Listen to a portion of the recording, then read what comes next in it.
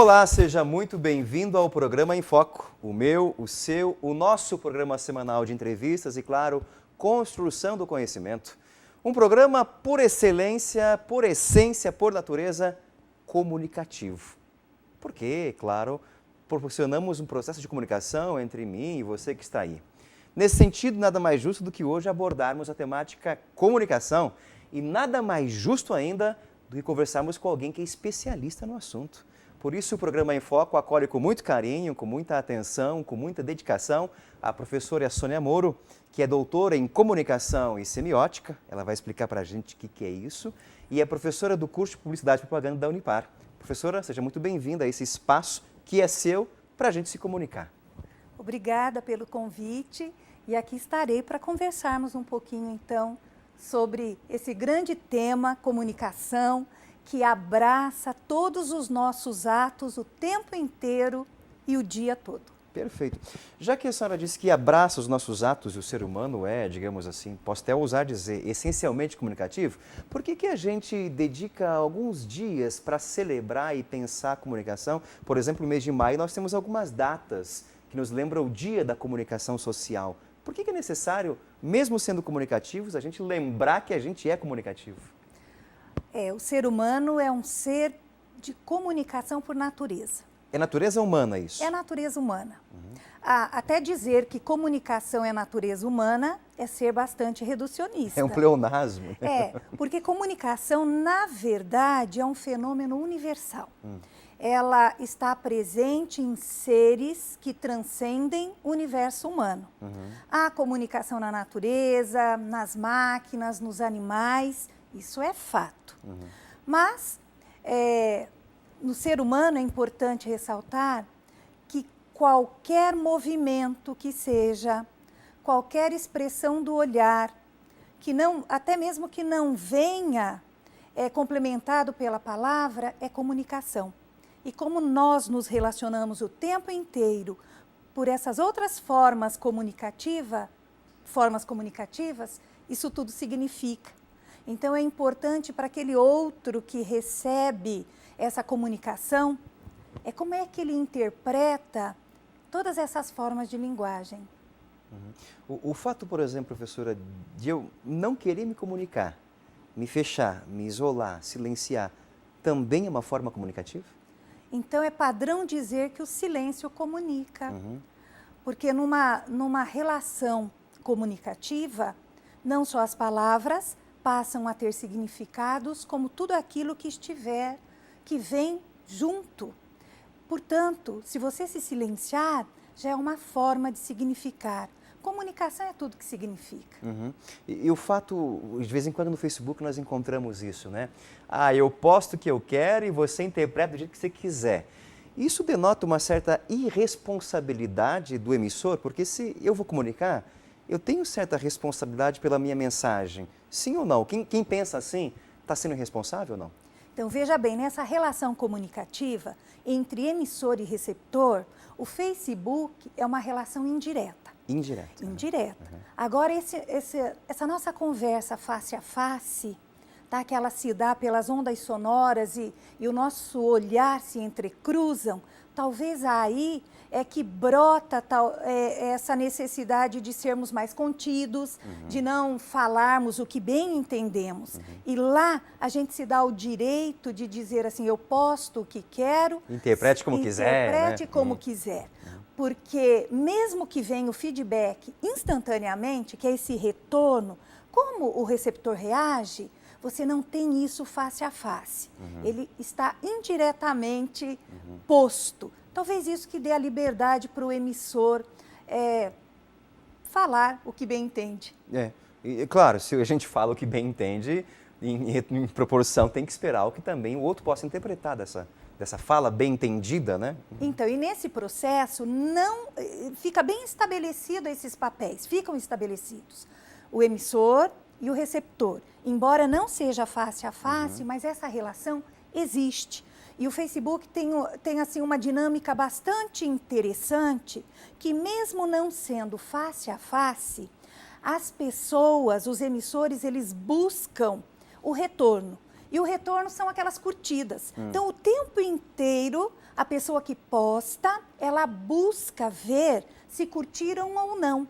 Então, um cliquezinho no curtir já é um retorno. É aquilo que a gente chama no processo de comunicação, a reação do receptor. Uhum. Esse retorno, esse reconhecimento faz parte da comunicação. Quando a gente comunica, a gente quer ter um feedback ou não?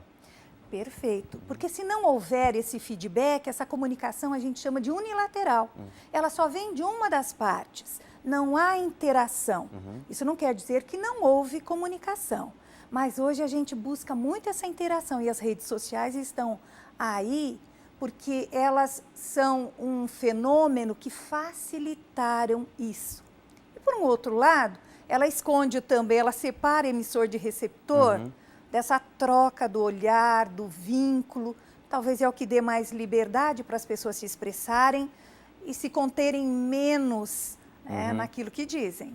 Nós estamos falando aqui, professora, de duas modalidades de comunicação, aquela que é direta, como a senhora mesmo disse, né, de olho a olho, de conversa, de expressões faciais, e aquela indireta por instrumentos e ferramentas, como é o caso do Facebook e outras redes sociais. E me fez lembrar um belíssimo texto, e clássico já, do Sartre, quando ele vai analisar a questão do olhar, né? O olhar do outro me intimida, o olhar do outro me limita. E aí ele vai dizer a famosa frase, né? O olhar do outro é um inferno, porque põe limites em mim, né? Ele me destabiliza, me cutuca, me inquieta, né? É correto dizer que nessa relação direta que nós estabelecemos, o outro é um limite e eu tenho um certo respaldo, um certo respeito para não entrar em desavenças, e na ferramenta da internet eu não tenho isso e posso extrapolar ou não? Pois é, o olhar é aquele que estabelece no seu movimento, no seu direcionamento, algo significante. Então, aquele que emite, no momento em que você estabelece o vínculo do olhar, você cria ali esse que nós chamamos de limite e que o autor citado estuda muito bem, aí faz com que você reorganize aquilo que vai comentar. No sinal de respeito ao outro, né? Em sinal de respeito. Ao telefone é muito mais fácil a gente criar uma polêmica com o outro, numa dinâmica comunicativa, do que face a face. Não, isso é verdade. Vindo para cá, de Curitiba ontem, na viagem, na rodoviária, está em reforma, está aquela muvuca, né? Tinha um homem sentado ao banco, ao telefone celular, e você ouve a conversa. E ele estava numa DR, uma discussão de relação, possivelmente com a esposa, com a namorada, não sei, né? E ele gritava ao telefone, eu não sou o seu amor, não me chame assim. E eu pensei, puxa, mas se ela estivesse na frente dele e nós em volta, ele teria essa reação ou não? Que entra justamente nisso, né? Diante do outro, a gente tem um certo respeito, há uma certa dignidade na comunicação. E parece que as ferramentas que nos distanciam e que nos aproximam, que é o caso de internet, telefone, etc., a gente perde isso, né? Talvez até a linha da psicologia explique isso muito bem. Ao mesmo tempo que ela favorece uma maior intensidade comunicativa, ela separa esses corpos, né, emissor e receptor. E é aí em que as pessoas se sentem talvez mais à vontade, sendo que o olhar talvez fosse esse limite. Né? Justamente isso. Professora, no bloco anterior a gente frisou bastante esses, não sei se é a expressão correta, elementos da comunicação, né? De um lado alguém que comunica, o emissor, de outro alguém que recebe a comunicação, o receptor, mas há outro elemento presente aí, que seria a mensagem. Teoricamente falando, a gente destaca com essas terminologias, elementos da comunicação. Que é clássico isso. São clássicos. Jacobson, ele assim os define. Tem o emissor, aquele que fala, o receptor é o que recebe, mas que na troca eles mudam de papéis. O canal é o meio pelo qual uma mensagem é veiculada. Um quarto elemento seria a própria mensagem. Um outro elemento seria o código, os elementos materiais que eu uso para formalizar a mensagem. E, por fim, o referente, sobre aquilo que se fala. E quando você ilustrava com a história do telefone, então alguém falando com outro pelo telefone, esse é o canal de comunicação. Então, o telefone, o Facebook, uma carta. Um sinal na rua. Um sinal, a nossa conversa aqui, que são as ondas sonoras no ar, os nossos telespectadores, que é a TV, o meio TV. Então, quando nós vamos nos comunicar, é importante escolher qual é a forma, né? Com qual forma eu farei isso? Ou pelo telefone, Facebook, face a face. Então, esse é o canal de comunicação. Quando há um problema de comunicação, professora, vamos supor, alguém diz alguma coisa e esse emissor está consciente que a ideia para ele está muito clara, os conceitos estão claros. Ele transmite essa ideia para o receptor, mas o receptor não compreendeu de acordo com o emissor, travou o processo. O problema está no receptor, no emissor ou está na mensagem? Olha, é por isso que comunicação é um processo. São todos esses elementos aí envolvidos. Caso um deles falhe, a comunicação não tem eficácia. A partir do momento que o emissor expressa a sua mensagem e o receptor tem que apresentar uma reação em relação àquilo, ou seja, a forma como ele interpreta, se ele não interpretar fielmente, essa comunicação não terá saído do seu ponto de partida até seu ponto de chegada, ela não atingiu sua eficácia. Aí vários elementos estão aí inclusos. Pode ser que o receptor não dialogue com as mesmas palavras ou não tenha o mesmo repertório que o emissor, por isso que ele não consegue interpretar. Aí pode ser o próprio vocabulário, questões emocionais. Então, variáveis podem influenciar no modo como eu recebo a informação. Na sua experiência de professora, acontece muito isso em sala de aula, né? Você propõe uma atividade, uma pesquisa, de repente parece que não entendem e trava o processo, acontece muito, não? Muito. E olha, ambas as partes têm culpa nisso. Se o emissor não for claro, não estabelecer com clareza até o canal, às vezes a gente propõe um trabalho para o aluno e isso só fica na oralidade, ele ouve tudo aquilo e às vezes deixa passar alguma coisa, então ele não responde como se espera. Então, nesse caso, o que se sugere? Escolha um canal mais adequado. É uma proposta de trabalho? Vamos fazê-la, então, por escrito? Então, esse aluno recebe essa proposta por escrito? Então, assim, a gente vai diminuindo as possibilidades de distorções na comunicação. O que, teoricamente, chamamos de ruído. Ruído, esse entravamento chama de ruído. Ruído. Às vezes, a gente pensa que ruído só tem a ver com a linguagem sonora, com a linguagem sonora. Na comunicação, ruído é qualquer interferência que venha interromper o processo comunicativo. Olha que interessante, ruído, gostei da expressão, ruídos. Geralmente eu me pego com muitos ruídos na minha comunicação, às vezes. E como é que a gente pode se educar para evitar os ruídos? Sempre aquela preocupação. Se a gente disser tudo que vem à cabeça sem medida, nós podemos estar incluindo esses ruídos na comunicação. Então, comunicação é planejamento.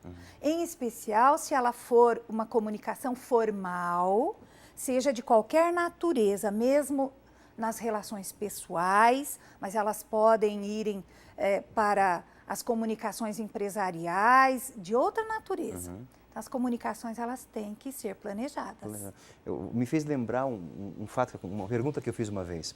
Eu conheci Dom Albano Cavalém, que foi arcebispo de Londrina, e eu considero um exímio comunicador, um ótimo orador, trabalha muito com imagens, com histórias. E um dia eu perguntei para ele, Dom Albano, como é que você aprendeu a falar bem assim e atingir o teu discurso? E ele me contou, ele como recém-ordenado padre novo, em toda a missa que ele ia, as primeiras missas, ele levava a mãe dele e pedia que ela ficasse lá no fundo da igreja, tentando decodificar como é que as pessoas recebiam a sua mensagem e depois dava um feedback para ele. Ele disse que foi isso que o ajudou a entender como ele tem que se comunicar bem. Esses feedbacks são importantes para a gente poder se considerar ou se formar como um bom comunicador? Olha, você aponta uma questão importantíssima. É a autoavaliação.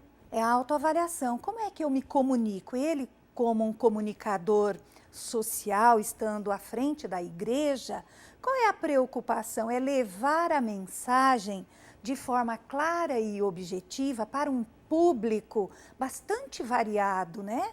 É um público de várias culturas.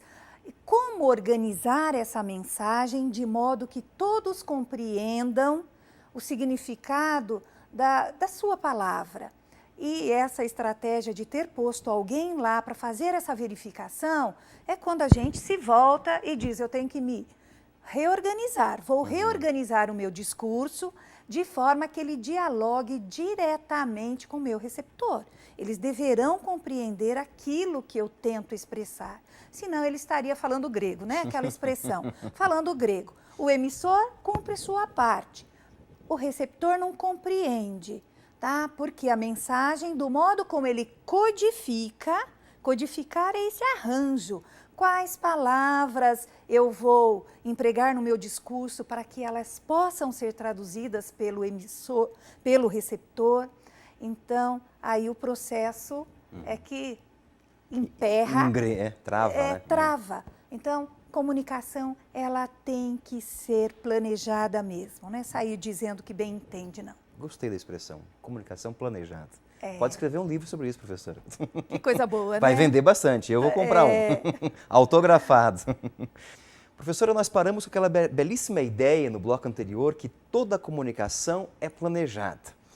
Mas no dia a dia, nas relações pessoais, com o esposo, com a esposa, com filhos, com amigos, a gente parece que tem uma certa liberdade para falar o que pensa e o que quer. Mesmo nessas situações, a gente tem que planejar a comunicação? É isso. A comunicação deveria ser planejada. Até aquela expressão quando se diz, conte até 3 antes de expressar alguma coisa. É um momento que você precisaria para planejar, escolher quais as melhores palavras ali naquele contexto feriria menos o seu receptor. Então, ela deveria ser planejada. Mas, por conta de que se trata das relações interpessoais, informais, a gente acaba também informalizando os nossos discursos. E que podem gerar uma série de confusões, né? Confusões. E depois, para esclarecer tudo, haja planejamento comunicativo. Haja. E tem que pensar nisso depois. Por falar em planejamento comunicativo, esse processo de planejamento da comunicação, pode-se dizer que as propagandas têm um enorme poder comunicativo. Por serem planejadas, elas conseguem os seus resultados ou não? Veja, essa modalidade de comunicação, a propaganda, ela é planejada assim. Ela é pensada do ponto de vista de todos esses elementos da comunicação.